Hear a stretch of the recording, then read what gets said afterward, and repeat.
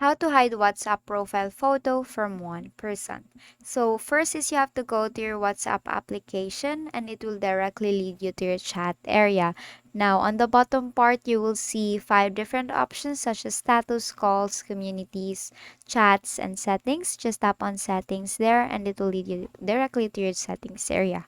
Now, the next thing that you want to do since we want to hide WhatsApp profile photo from one person is you have to go to your privacy here. And here you will see different options that you can actually manipulate, such as last seen online, profile photo, about, group status, live action, block, default messages, timer, read receipts, and screen lock. Now, since we want to hide our profile photo from specific person, just tap on profile photo there, and as you can see, you'll see you want to hide it from everyone.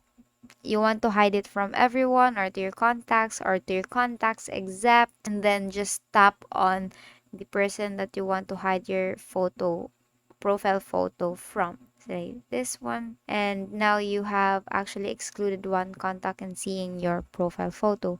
And basically that is how you hide WhatsApp profile photo from one person. And if it doesn't work, make sure that you have updated your WhatsApp application to your App Store or Play Store.